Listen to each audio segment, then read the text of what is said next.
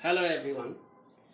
आज बहुभुज से संबंधित बड़े महत्वपूर्ण तथ्य आपके सामने प्रस्तुत करेंगे हम। देखिए, बहुभुज में क्या क्या चीजें होती हैं।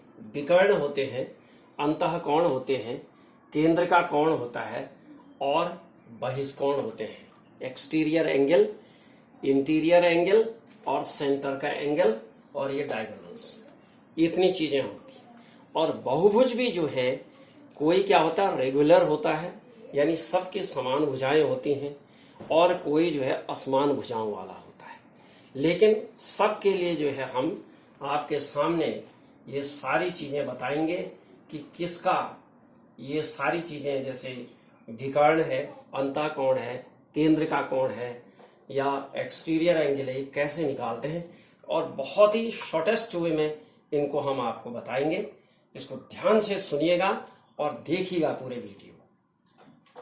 अगर आपको अच्छा लगे तो मेरे चैनल को सब्सक्राइब भी कर दीजिएगा और लाइक करिएगा और शेयर करिएगा, क्योंकि ये बहुत ही महत्वपूर्ण होने वाला है। देखिएगा, सबसे पहले विकर्ण की बात करें तो इसमें जो फॉर्मूला लगता है बच्चों, डियर स्टूडेंट्स, वो लगता है n इंटू n-3/2।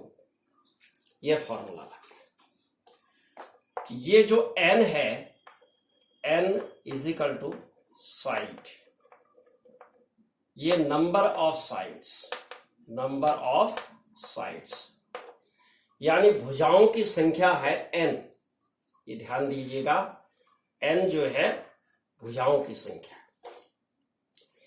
तो अब इसमें बहुभुज जिसमें एक से ज्यादा भुजाएं होती हैं। अब एक से ज्यादा भुजाओं का मतलब यह है कि एक भुजा से कोई आकृति नहीं बनती है, दो भुजा से भी कोई आकृति नहीं बनेगी, बंद आकृति, तीन भुजाओं से बनती है।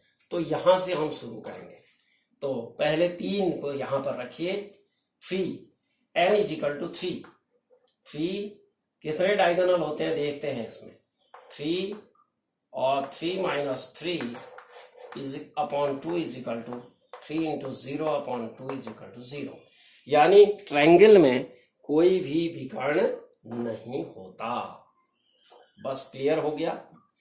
अब चतुर्भुज में चलिए, n इज इक्वल टू 4 में चलिए। तो बहुभुज यहीं से शुरू होते हैं।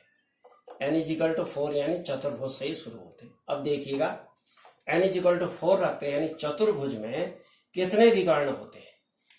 तो 4 माइनस 3/2 इज इक्वल टू कितना हो गया। देखिए, 2 से 4 कैंसिल हो गया 2 टाइम, और 2 into 1 is equal to 2।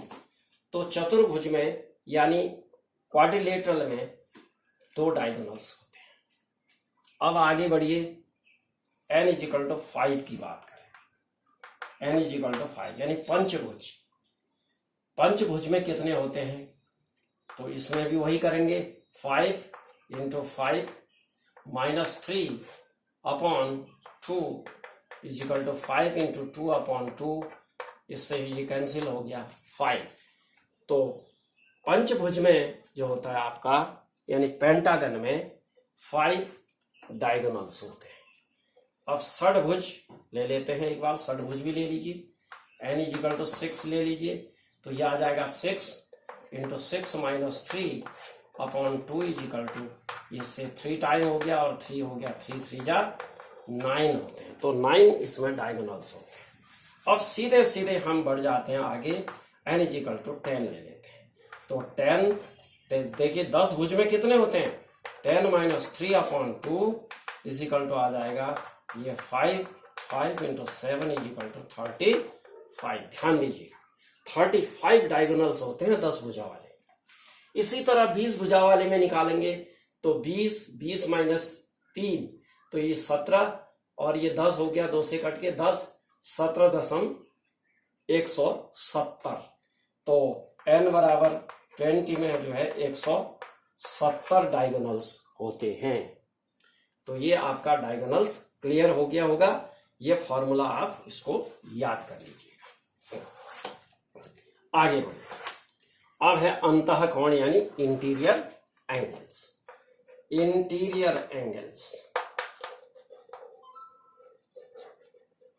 Interior angles जो है किसी भी बहुभुज में, इसके लिए जो फॉर्मूला होता है वो होता है n-2 इंटू 180।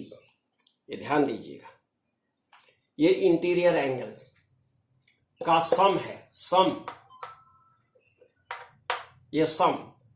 तो कैसे निकालते हैं देखिए, n इजिकल टू अगर 4 है, यानी चतुर्भुज की बात करें, यानी साइड्स 4 हैं किसी पॉलीगन में, तो ये आ जाएगा 4 - 2 इंटू 180 इजिकल टू आ गया 2 इंटू 180 इजिकल टू 360 आ गया।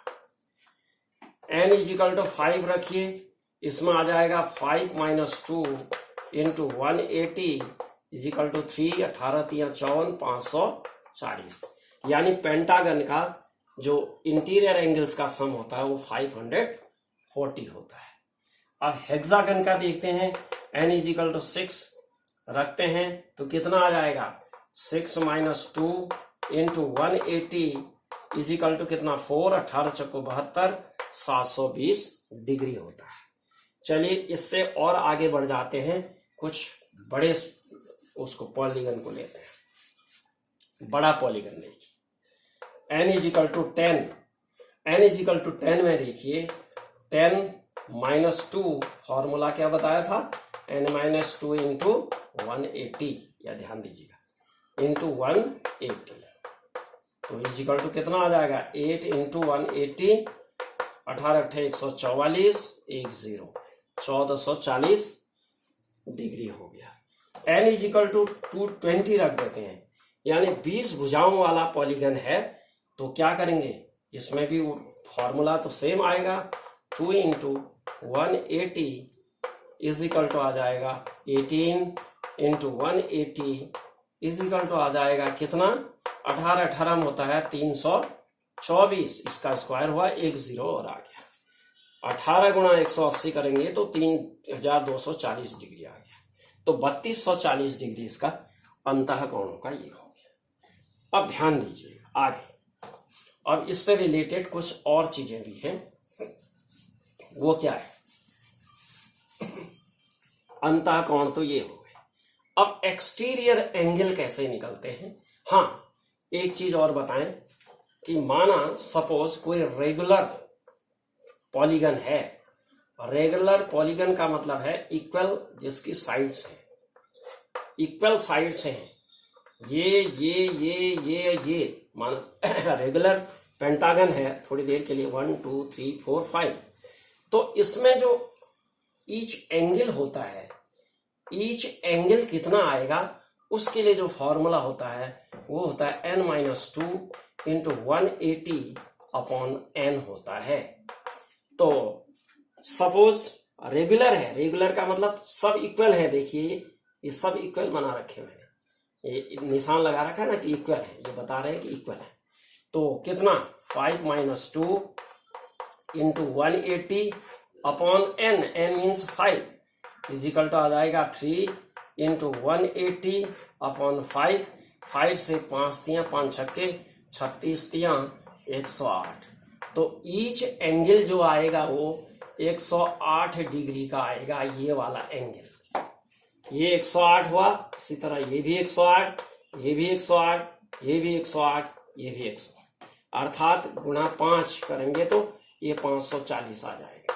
देखिएगा इसके सारे अंतः कोणों का योगफल वैसे ही आ गया। तो ये आपके समझ में आ गया होगा, ये फॉर्मूला याद करना है।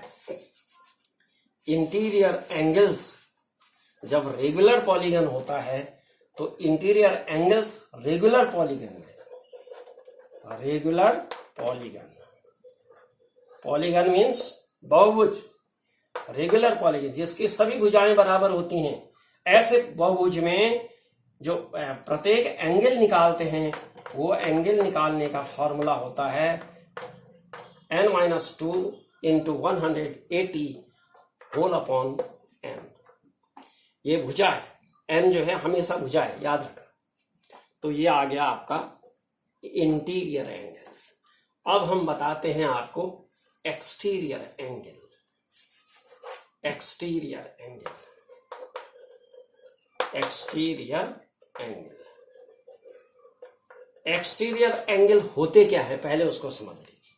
सपोज कोई पॉलीगन है इस तरह से, तो इसमें किसी साइड को आगे बढ़ा दें और फिर उस दूसरी साइड को बढ़ा दिया, फिर तीसरी को बढ़ा दिया, फिर चौथी को बढ़ा दिया, फिर पांचवी। तो ये जो एंगल होते हैं इनको हम कहते हैं एक्सटीरियर एंगल कहते हैं। ये देखिएगा, ये है एक्सटीरियर एंगल, एक्सटीरियर एंगल। और ये एक्सटीरियर एंगल ध्यान दीजिए, इनका जो सम होता है, यहां पर लिख देता हूं मैं, इसका sum of exterior angle equal to होता है 360 डिग्री। ये फॉर्मूला इसमें कोई नहीं है, सीधे सीधे बताइए, लिख देंगे कि sum of all exterior angles equal to 360 degree. ये प्लस ये प्लस ये प्लस ये प्लस ये इजिकल टू 300। चाहे कितना भी पॉलीगन हो, चाहे 20 साइड वाला हो, 20 भुजाओं वाला पॉलीगन भी होगा, तो उसके एक्सटीरियर एंगल्स का सम 360 डिग्री ही आएगा। बस इतना ध्यान रखना है।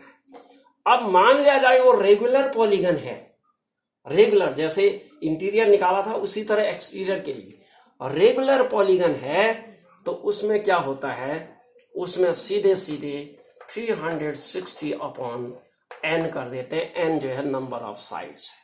सपोज ये पेंटागन है तो 360 अपॉन 5 आ जाएगा, और ये आ गया आपका कितना आ गया, 5 7 जा 5 2 जा 72 डिग्री आ गया। यानी प्रत्येक कोण अगर ये रेगुलर है, ये भुजाएं आपस में अगर बराबर होती तो ये 72 डिग्री, ये भी 72, ये भी 72, ये भी 72 और ये भी 72 डिग्री होता है। इसका फॉर्मूला आ जाएगा आपका 360 upon N is equal to 72 degree pentagon के लिए।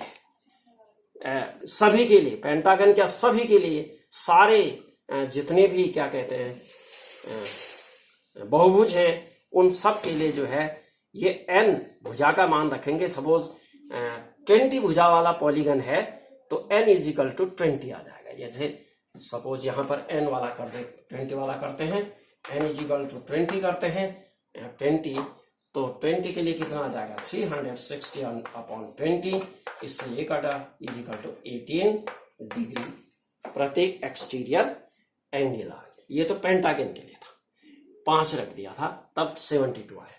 हेक्सागन के लिए 6 रखेंगे तो 60 आएगा, प्रत्येक 60 आ जाएगा। तो इसी तरह आप निकाल सकते हैं। जैसे 10 भुजाओं वाला पॉलीगन है तो n इज इक्वल टू 10 आ जाएगा, तो उसमें आ जाएगा 360 अपॉन 10 कर दोगे तो ये 36 डिग्री आ गया प्रत्येक एंगल। ये एंगल जो है 10 भुजाओं वाले पॉलीगन में 36 डिग्री आ जाएगा। तो ध्यान ये रखना है आपको, 360 अपॉन एन, एन माने जितना भुजाओं का पॉलीगन है उतनी भुजाओं की संख्या से भाग दे दोगे तो उसका जो है प्रत्येक एंगल निकल आएगा। जबकि रेगुलर पॉलीगन है यानी समान भुजाओं वाला पॉलीगन है, ये ध्यान रखना है। अच्छा, अब हम आगे बढ़ते हैं। केंद्र का कोण, केंद्र का कोण जो है, केंद्र का, इसको मिटा दे रहा हूं मैं। केंद्र का कोण कोई भी पॉलीगन है, चाहे कोई पॉलीगन हो, उसमें अगर केंद्र पर इस तरह से कोण बनते हैं ये, तो ये पूरा एक साइकिल होता है, एक चक्कर है, ये सर्कल बन जाता है। इसमें माना यहां से शुरू करें एंगल, ये यहां से ये घूमना शुरू करे तो ये सुई जो है यहां फिर यहां पहुंचती है तो ये 360 डिग्री आता है। तो ध्यान रखिएगा, इसमें ध्यान रखिएगा कि केंद्र का जो प्रत्येक कोण होता है, केंद्र का जो एंगल्स का सम होता है वो भी 360 डिग्री ही होता है। और ईच एंगल की अगर हम बात करेंगे, अगर रेगुलर पॉलीगन है तो उसमें वही आ जाएगा 300 अपॉन जितना माना ये हेक्सागन है 6 का भाग देंगे तो 6 6 36 60 डिग्री आ जाएगा। ये 60 आ गया, 60 60 60 60 60 इस तरह से।